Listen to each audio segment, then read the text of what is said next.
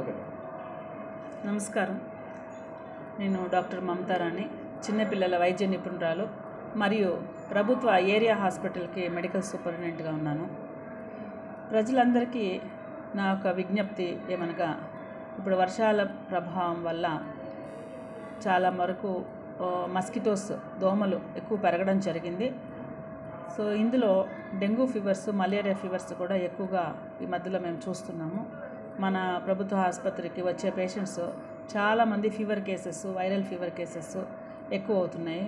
So ఈ dengue జ్వరంలో ముఖ్యంగా రక్త కణాలు తగ్గిపోవడం అనేది చాలా ప్రమాదకరమైన సిచ్యువేషన్స్.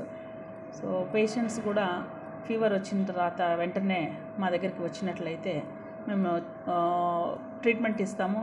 ఒక 2-3 డేస్ ఫీవర్ తగ్గలేదు అంటే బ్లడ్ టెస్ట్ చేసి ఒకవేళ డెంగ్యూ జ్వరం ఏమని కనిపెట్టి దానికి అడ్మిషన్ చేయడం జరుగుతుంది. మరియు ప్లేట్లెట్స్ మానిటర్ చేసుకుంటూ ట్రీట్మెంట్ ఇవ్వడం జరుగుతుంది. ఒకవేళ ప్లేట్లెట్ ట్రాన్స్ఫ్యూషన్ చేసే అంత సిచ్యువేషన్స్ ఉంటే రిఫర్ చేయాల్సి వస్తుంది.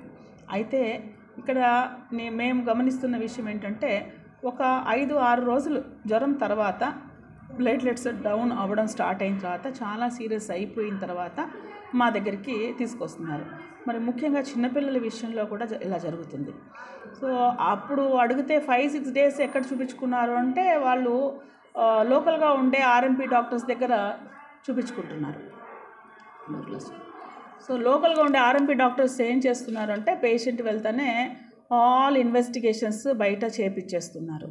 రిపీట్ ఇన్వెస్టిగేషన్స్ మళ్ళీ 3rd డే చేపిస్తున్నారు, 4th డే చేపిస్తున్నారు.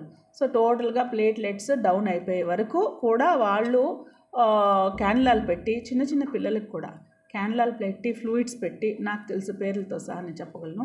సో అవన్నీ పెట్టి ఫైనల్లీ 1,00,000 లోపల 50,000 అట్లా ప్లేట్లెట్స్ అయిన తర్వాత ఇక్కడ అవ్వడం లేదు, పెద్ద హాస్పిటల్కి అని పంపిస్తున్నారు. ఇది పిల్లలు కానీ ప్రజల ప్రాణాలతో చెలగాటమనే చెప్పాలి. అదే పరిస్థితి మన ఇంట్లో ఉంటే అలాగే చేస్తారా? మన ఇంట్లో వాళ్ళకే వస్తే అలాగే చేస్తారా?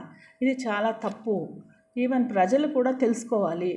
ఇది 10 రూపాయల ఫీజు, 20 రూపాయల ఫీజు అనేసి వెళ్ళిపోయి 10 రూపాయల ఫీజు అని అక్కడికి వెళ్తున్నారు. ఓకే, అసలు ఫీజే లేదు కదా, ఇక్కడ ఫ్రీ కదా, ఫ్రీ ఆఫ్ కాస్ట్, ఇక్కడికే రావచ్చు కదా.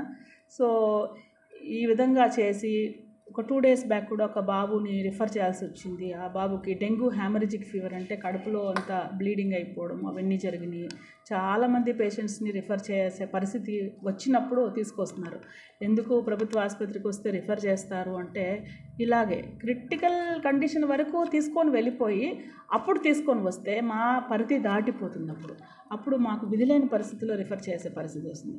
చాలామంది కేసెస్ వచ్చి అడ్మిషన్ అయ్యి రికవర్ అవుతున్నాయి కూడా. సో పర్సంటేజ్ ఆఫ్ రిఫరల్ అయితే నార్మల్గానే ఉంది, బట్ స్టిల్ మన దగ్గర రికవరీ కూడా బాగుంది.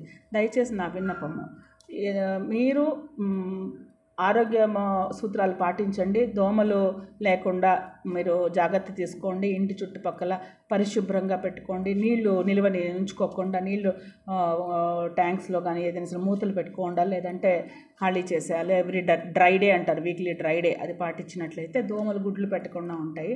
సో ఇవన్నీ కూడా చేసుకోవాల్సి ఉంది. ఇంకా ఈ పాములు కూడా ఈ వర్షాలకి బయట వస్తున్నాయి. ఇప్పుడు పాము కరిస్తే దర్ గోయింగ్ ఫస్ట్ టు గుట్టూరు, నాటు వైద్యము అవి అన్నీ చేసుకొని ఫైనలీ సిమ్టమ్స్ వచ్చిన తర్వాత వస్తున్నారు. 80% of the snakes are non poisonous, అంటే పాయిజన్ లేనివి. ఏమవుతుంది, ఈ కరిచినప్పుడు గుట్టూరు వెళ్తున్నారు, నాన్ పాయిజన్ కదా, వాళ్ళు ఏదో మందిస్తున్నారు, మందిస్తే ఎట్లాగో నాన్ పాయిజనే పనిచేసింది, ఏం కాలేదనుకుంటున్నారు. ఆ 20% స్నేక్స్ ఉంటాయి కదా పాయిజనస్, అవి కరిచినప్పుడు అక్కడికి గుట్టూరు వెళ్ళిన తర్వాత సీరియస్ అయిన తర్వాత లేదు మీరు అక్కడికి వెళ్ళిపోండి హాస్పిటల్కి అని వాళ్ళు పంపిస్తున్నారు. అప్పుడు బ్యాడ్ కండిషన్లో ఇక్కడ వస్తున్నారు. సో అప్పుడు మన దగ్గర ఎక్కడా లేదు, బయట ఎక్కడ దొరకదు. ఏఎస్వి ఉంది, యాంటీ స్నేక్ వీనం, ఎంత కాస్ట్లీ అంటే అసలు బయట దొరకదు. కాస్ట్లీ కాదు, మీరు డబ్బు పెట్టినా దొరకదు బయట, అలాంటిది ఇక్కడ ఉంది. సో మా ఇంట్లో వాళ్ళే మొన్న పాము తొక్కేశారు, కరిచిందో లేదో తెలీదు, టెన్షన్ అయిపోయింది. నేను వచ్చింది ఎక్కడ, నేను ఈ హాస్పిటల్ కదా, పల్మనరీ ఏరియా హాస్పిటల్ సూపరింటెండెంట్, నేను ఎక్కడికి పోలా, డైరెక్ట్ నేను ఇక్కడికే తీసుకొని వచ్చాను. Because I have that confidence. ఇక్కడైతేనే నాకు సరి అయిన ట్రీట్మెంట్ దొరుకుతుంది. నేను సిఎంసికి పోలేదు, చిత్తూరు పోలేదు, ఫస్ట్ నేను ఇక్కడికే తీసుకొచ్చాను. ఆ నైట్ అంతా ఇక్కడే ఉంచాను. That confidence I have in this hospital. So please utilize our services, మా సేవలను వినియోగించుకోండి. ఇంకా కూడా మాకు మీ యొక్క మంచి అమూల్యమైన సలహాలు ఇవ్వండి, ఇంకా కూడా మనం హాస్పిటల్ అభివృద్ధి చేయడానికి. Thank you.